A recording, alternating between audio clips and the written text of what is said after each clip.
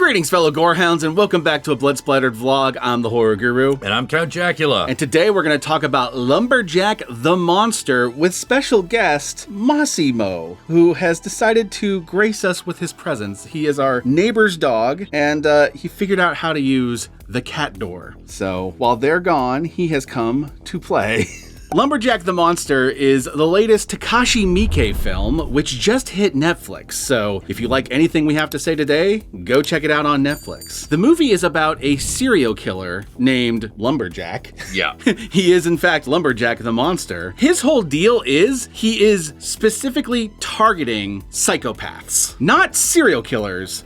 Psychopaths. So we're talking people who have the psychopathic condition but are doing crime, extortion. Murder is one of them, but it might not be specifically to serial kill. And our main character, Akira, is a lawyer, a very crooked lawyer who is a self-proclaimed psychopath. And once he realizes he's being targeted by the Lumberjack, this movie essentially becomes a cat and mouse game between him and the Lumberjack, as well as a forensic profiler who's hunting down both of them, essentially. The identity of the Lumberjack is saved for the end of the film. It is a mystery on top of everything else. On top of being a Miike film. On top of being a Miike film. Now, in terms of the Miike scale, this isn't full-on Ichi the Killer, but it's also not like one of his kids' movies. This is very much like a graphic thriller. But it is not like super over-the-top gory. No. It's not orgiastic like Ichi the Killer. Exactly. You know? And it's also not as over-the-top as something like Yakuza Apocalypse. Right. But it does get wild. Yeah, it gets crazy. This is like if Miike directed like a 90s serial killer thriller and did his Miike-est. Yeah. It's like, and it's this weird combination of things like a good Miike flick is. Mm-hmm. For some reason, I kept thinking of Henry Portrait's Serial Killer. I could see that 100%. Except like you're not necessarily following the serial killer, but you are following someone with all the traits who could be a serial killer if he didn't choose the path of being a crooked lawyer. Yeah, because we are mainly following Akira as opposed to the Lumberjack, but as the movie goes on, his involvement in the Lumberjack and what's going on becomes clearer and clearer and clearer. You do get deep into the psychology of everyone involved in this story, including many of the Lumberjack's victims, because their psychopathy becomes important as the story goes on. Yeah. For reasons we'll get to in the spoiler section. Yeah, the one thing that is really odd about the movie, the movie for the most part is very grounded in the modern world. It's grounded in the real world, but there's a mad science element to There it. is. The movie opens up with this, I guess, serial kidnapper who kidnapped a bunch of children and did experiments on them. Like when you see the lab at the beginning of the movie, she's clearly cracked open their heads and shit and toyed around with them. It looks like a combination of like Frankenstein's lab and like Hellraiser. So a huge question throughout this movie is, what does that opening with those children have to do with the Lumberjack and Akira and all of the Lumberjack's victims? Right. And that's essentially what the criminal profiler is trying to figure out throughout the movie. Yes. She's trying to track down not only who the victims are of the killer, who the killer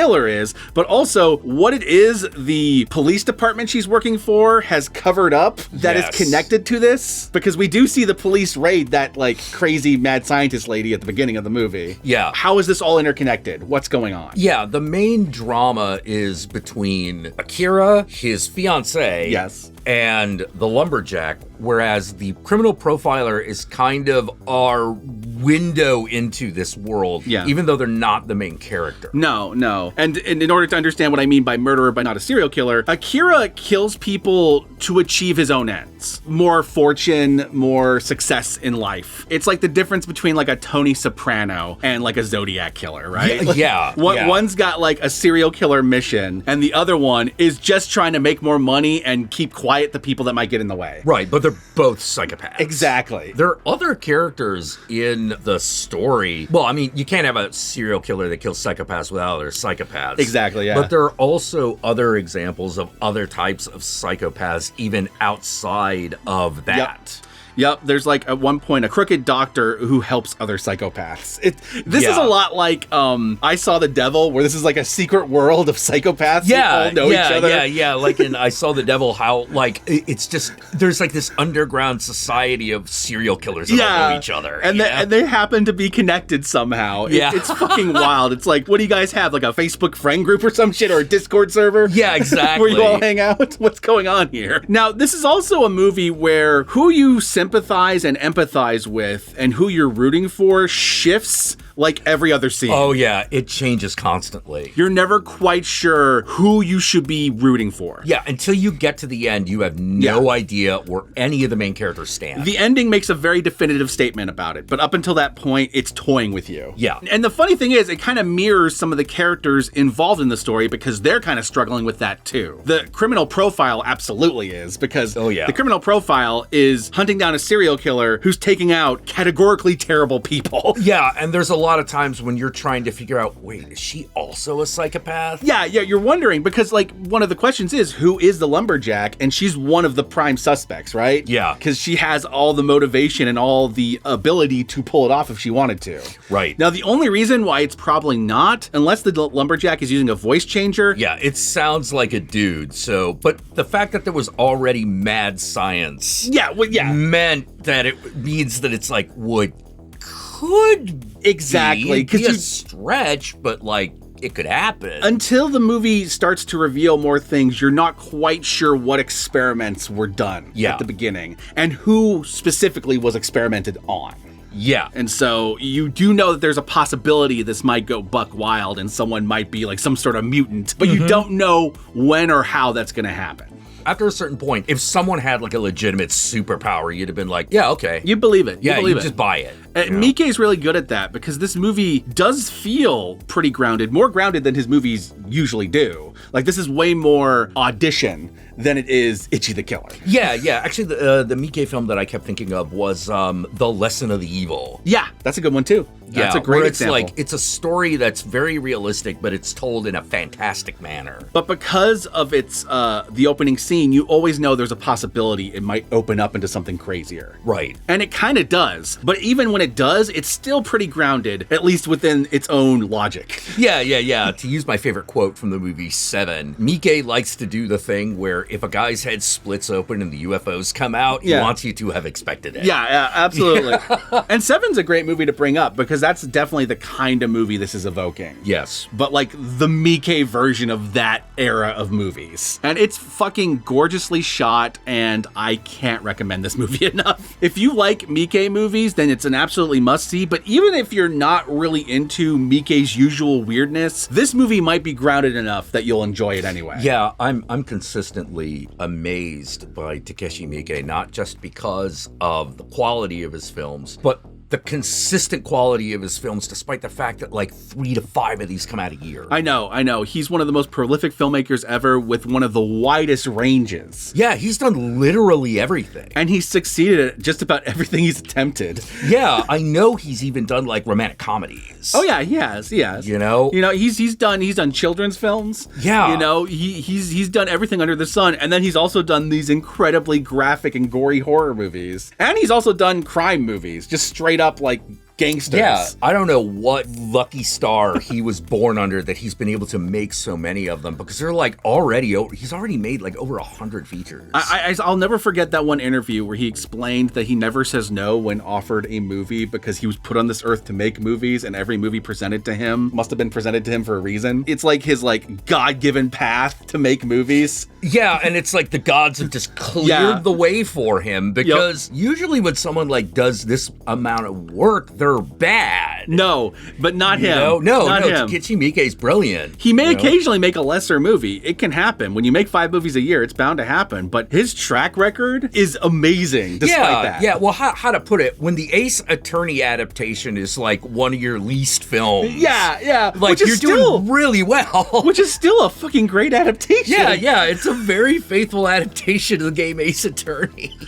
God, I fucking love Miike movies. Hell yeah. This movie is a must-see. Like I said earlier, it's available on Netflix right now, so you have zero excuse if you have Netflix to not check it out. Check it out for yourself. I think you'll enjoy it. And considering there is a lot to spoil, I think we're going to move on to the spoiler section now. Yeah, probably a good idea. And get into the nitty-gritty of how weird this movie gets. So, spoilers.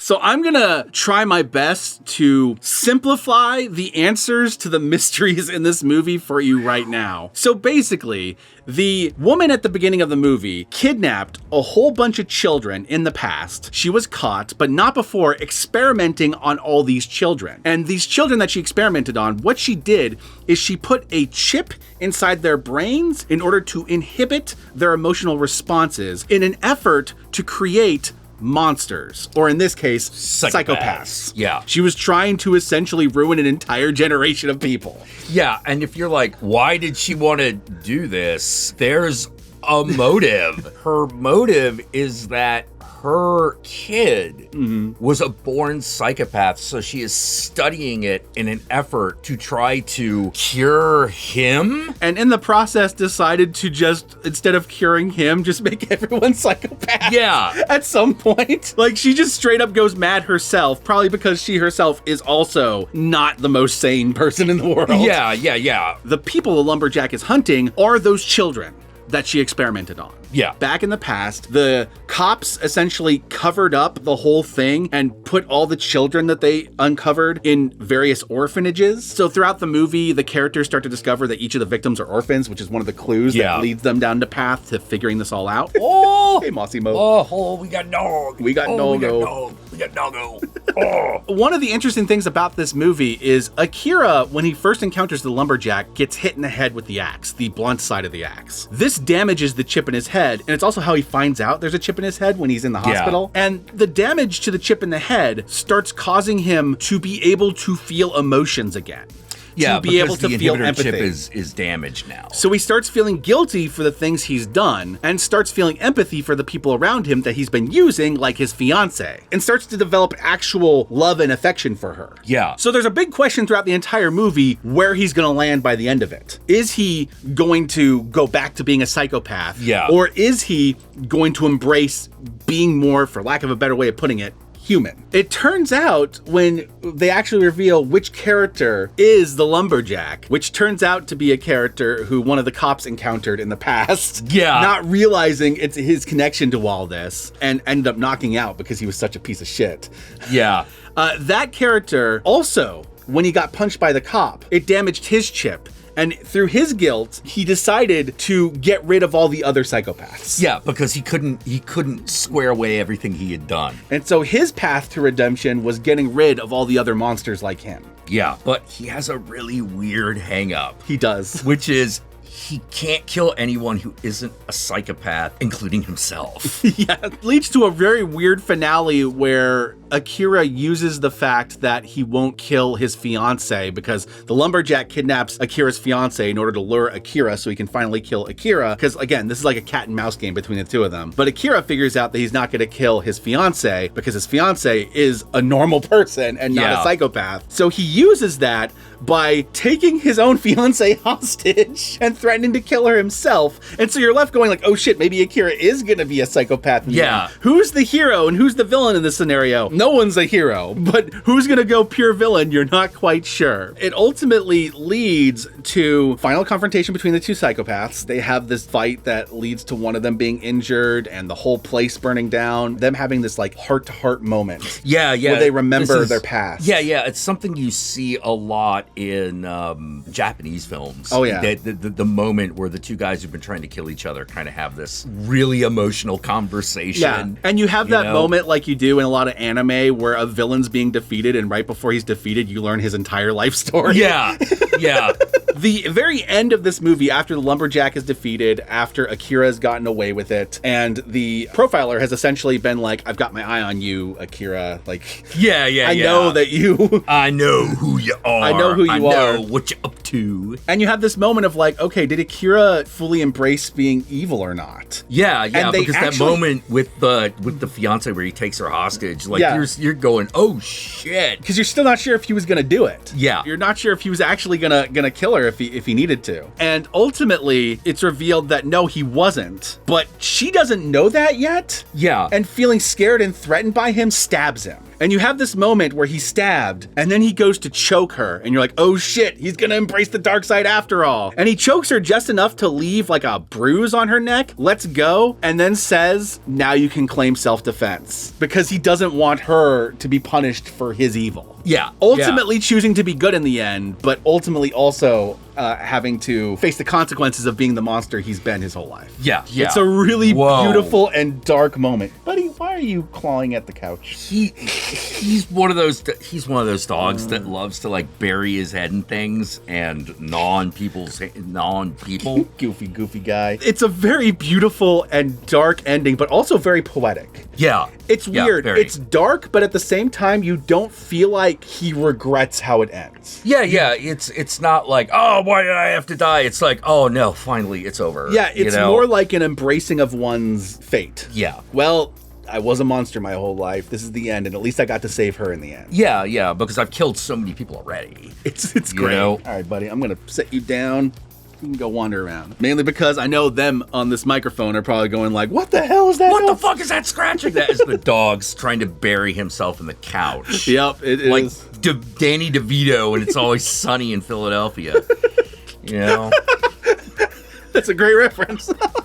Oh, that reminds me. If you're wondering why the movie's called Lumberjack the Monster, at the beginning of the movie, when they first break into the compound, one of the kids is reading a children's story about this lumberjack that was actually a monster in disguise. And the villagers, came to burn down the monster or whatever. So the monster hid away at a different village and like tried to disguise itself again and made friends and tried to like live a normal life, but it's still a monster. Essentially, there's a children's story in the movie that is a metaphor for the movie itself. Yeah, it's like the Babadook that way. Exactly. He, later in life, when he goes to kill all the other psychopaths, harkens back to this story he read as a kid and takes the guise of the lumberjack, recreates the face of the lumberjack from the book as his mask, and runs around with an axe. Yeah.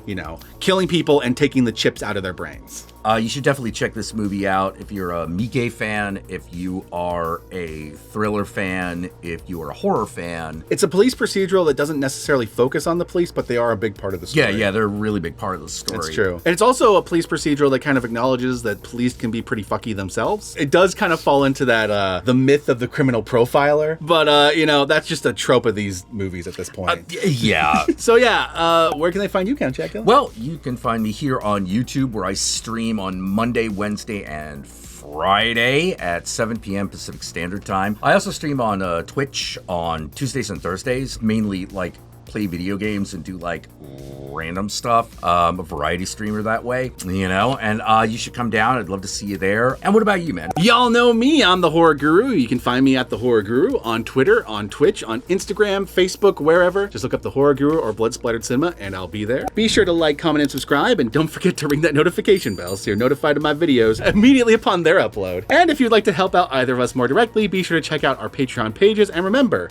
if you go the Patreon route, even $1 a month could go a long way. Oh, hellhound, jeez. Dang, you're getting vicious right now. Vicious puppy. If you made it this far into the video, then I want you to comment below, and be sure to comment below using the hashtag Massimo. Okay, use the hashtag Massimo. That way I know. That way the world knows. That way everybody on this goddamn planet knows that Massimo decided to invade this vlog while we were recording. And with that said, my fellow Gorehounds, we're gonna record a couple more vlogs, if the dog lets us. And peace out, and I'll catch y'all later. Oh, now he's calming down. Of course.